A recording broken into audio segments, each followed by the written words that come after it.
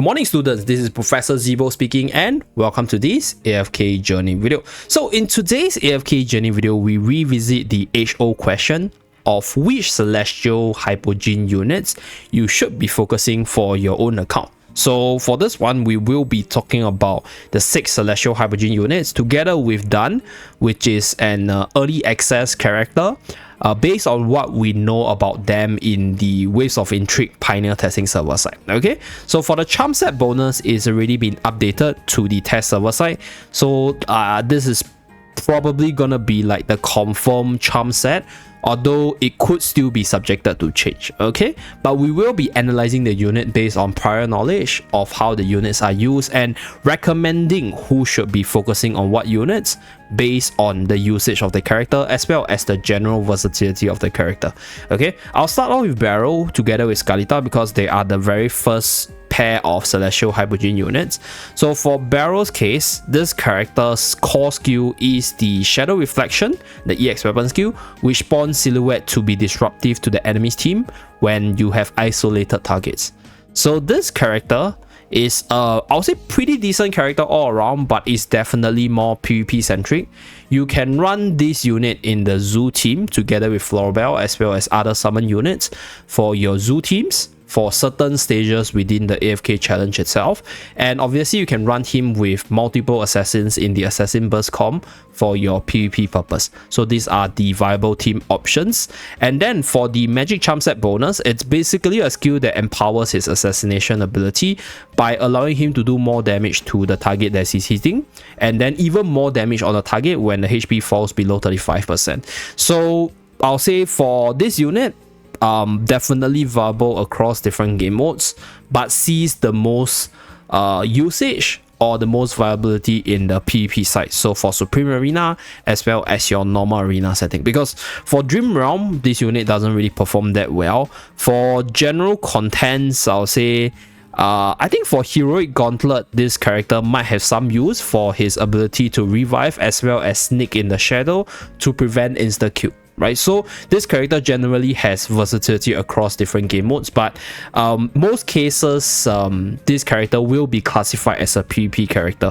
So who I'll recommend this character for will be for the players with the resources, so your whales in general, as well as players who are very PvP centric.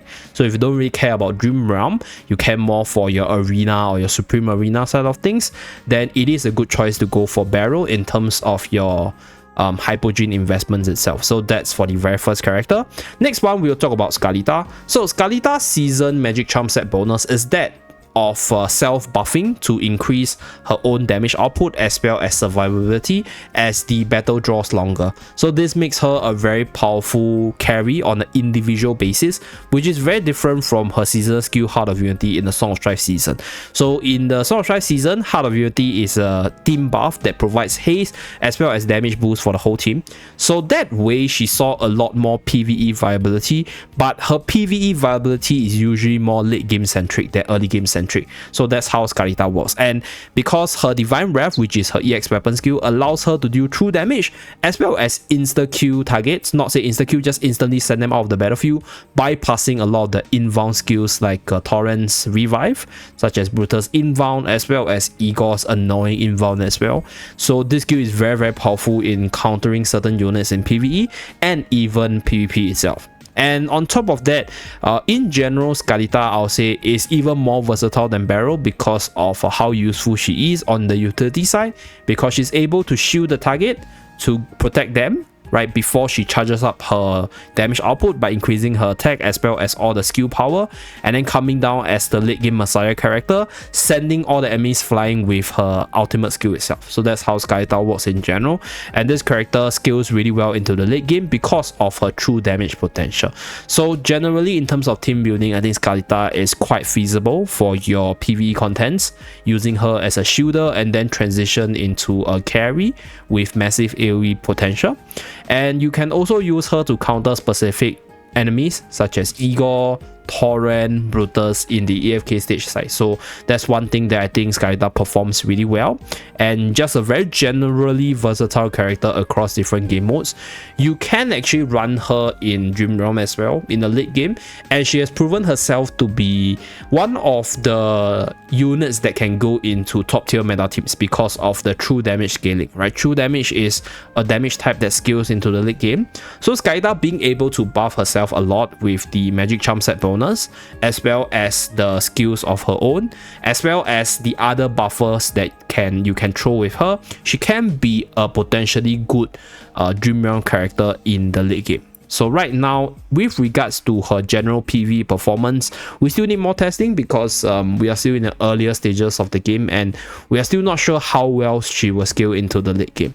But even though her PvE performance is questionable right now, her PvP performance in the arena as well as the Supreme Arena is definitely top tier. One of the strongest character in that game mode, one of the character that a lot of people have a lot of issues with because of how good she is once she descends, how fast she kills your team, how much damage she deals, as well as her ability to just bypass out the most unreasonable survival skills in the game right now. So that's why this character more PvP centric right now. PvE side is a little bit questionable, but generally her versatility is a lot higher compared to Barrow, which is the previous unit. So the players I'll recommend to focus for her will be players who seeks out general utility with late game prowess, right? And especially towards the PvP side. And this late game for the AFK stage push for her general PvE side might be a little bit different from expectation, because she used to be very good, right, for multiple PvE stages. But right now, with the change of the season skill to a more single target magical charm set bonus right here, everything might change in the late game. So we need to unlock it to test out that late game prowess of hers. Okay, so that's for Skylita. Very, very versatile character, but definitely not a top pick for free-to-play players or even new players. The next unit, on the other hand, Raina, is one character that most people will recommend all beginners as well as free-to-play players to go for, because this character is pretty much a game changer for Dream Realm side. So if you take a look at his season magic charm set bonus, it offers additional attack boost for an ally that's placed one tile behind him. So this further amplifies his buff on the carry, usually the carry in the Dream Realm side, which allows your carry to hit even harder. So the core skill of Raina is the EX weapon skill Tune Art, which gives you 25% damage boost on the target that is swapped out by Dynamic Balance. So this skill applies to the bosses in Dream Realm, which gives you a massive damage amp for your carries out there. So Raina is recommended for this two skill together. Very, very powerful stuff there. And this two skill in combination is also insanely good for PvP, because you can switch out key targets from your enemy's position and then snipe the target off and then give you a head start in terms of the PvP side of things. So in terms of team building, Raina is generally versatile, right, for most Dream Realm meta teams. Even if he's not in the top tier meta, this character still does a really good job for the Dream Realm side of things. And for PvP or for your AFK stage push, this character is an amazing formation breaker, as well as a buffer for your carry, semi-carry, or even your semi-frontliners with the heals from Dynamic Balance, as well as the damage reduction from Tune Nuts itself. So that's for Raina. And in terms of the general comments or recommendation, this unit, right, is strongly recommended for all players, minimally to the Mythic Plus tier, because you need to unlock the EX weapon skill in order to get the damage buff for your team, as well as unlock the damage reduction so that you can maximize his ability in the arena side.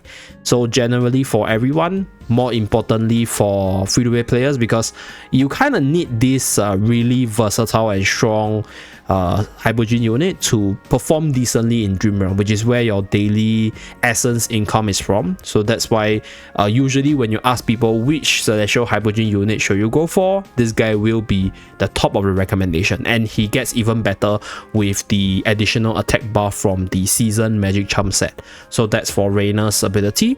Next, we'll talk about another PvP centric character, which is Dino. So Dino is a very, very powerful PvP character, usually game-changing if you're able to build a team around him. And in terms of this character, he is highly whale-ish, Like if you take a look at the teams that he's in, it's called the Dino Hyper Carry PvP comp. So you usually run him for PvP game modes because his damage output doesn't scale very well on the single target side. He's more of an AoE attacker that attacks multiple enemies at the same time, right? And hits them really hard from the EX weapon skill Celestial Spear, as well as the ultimate, which provides him with the inbound and massive damage potential. So from the Dream Realm side, not really used. From the AFK stage pushing side, also not often used because of the unit restriction. Because for Dino to fully maximize his ability, you need to have at least 3 different kind of buffs on him to max out the Celestial Spear for the additional true damage. So usually you don't see him for PvE purposes, and even with the Season Magic Charm set bonus, it's still a PvP centric one that just dispels a debuff and allows your Dino to do what he wants on the PvP side of things. So generally for this character, I'll say he is one of the strongest late game for your Arena and Supreme Arena, but he is quite expensive. So generally for your massive whales, even Giga whales, I think if you want to compare between Barrow as well as Dino, I think Dino is even more expensive because Barrow is generally splashable into multiple teams, but Dino is more specific. You need a specific team to maximize his potential, which is very, I'll say, limiting in terms of team building, and in terms of the positioning makes him very vulnerable to certain matchups within the PvP side. So that's why Dino not recommended for most people out there, but if you have the resources and you want to do the D&D team, Dan and Dino team, which is insanely powerful by the way, you can actually invest in this character. Okay, so that's for Dino's case. Okay, so the next unit is Fresto. This unit is a very well-rounded character because initially people thought this character was just used for AFK stage push, as he didn't seem to be a massive late game Dream Realm powerhouse. But as time goes by, as we move from the mid game to the late game, people start to realize that the ability to have 2 bodies as well as the ability to deal HP percentage damage over time makes him an insanely good bosser for Dream Realm purposes. On top of being a good AFK stage pusher, on top of being a good frontliner, this character deals a lot of damage for Dream Realm and is also decently good for PvP. Being able to buff up a unit with damage reduction as well as another unit with energy regen is super duper helpful, and definitely has some users in the PvP side as well, although not the strongest in PvP but still usable. So generally in terms of team building, I think Fresto is, if not one of the most versatile character across all the 6 Celestial Hypogeans right now. And if you want to have a little bit of advantage for your AFK stage push itself, I think Fresto is a good addition because he will be able to help you bypass out the tougher stages, especially if your account is not super duper developed.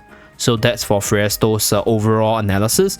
But in terms of his performance for the Waves of Intrigue side, there's a few questions. Okay, one, I feel that he has transitioned to this hybrid frontline with damage to more of a defensive character because his magic charm now doesn't have any sort of offensive charms compared to the Song of Strife, so he will definitely lose a little bit of damage output, and that loss of damage output could definitely hurt his late game damage prowess. And in terms of his PvP side of things, you can definitely run him in most maps, but there are some limitations in terms of the most commonly used maps for this character, because one of the most commonly used arena map is map 3, and Fresto just doesn't perform that well there. So that's one thing that you guys might want to take note of. But in general, I think Fresto still remains as one of the most OP well-rounded character because you can use him in a variety of game mode, and he will give you the head start in terms of your content pushing for that additional amount of resource. So that's just an initial analysis for Fresto. With regards to his late game prowess, if we do see him performing well again for the late game Dream Realm, I will definitely be reporting on him, right? His performance right now in the Song of Strife is that he's pretty much in all the meta damage teams for the late game Endless Dream Realm, but this might change in the Waves of Intrigue. Okay, so that is something that I want to point out. But generally, I will still recommend him for most players because he's quite well-rounded. He's able to do a lot of stuff and he helps you with your content pushing for you to farm a little bit more resources over time. So that's for Fresto's analysis. Okay, so we have come to the last unit from the 6 Celestial Hypogean units from the pool right now, and that is Talin. So Talin's part has to be re-recorded because I realized that I could have been under-evaluating her. Because Talin's early game Waves of Intrigue performance from the Pioneer testing server is actually quite good. She tops, I think, 3 of the 8 bosses.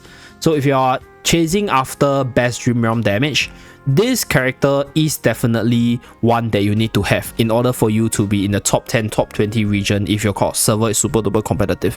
And if you take a look at her season magic charm skill, it increases all damage except for normal attack damage by 40% for 60 seconds and grants the hero 35 crit for all non-normal attacks.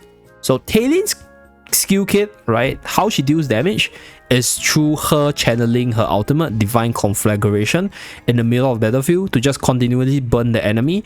So she doesn't rely that much on her normal attack damage, and this boost is massive. So that's why I say she has I could be greatly under-evaluating her in the previous one. So that's why for this recording, I do think that this character has quite a bit of late game potential, even though magic damage usually doesn't scale the best into late game Dream Realm.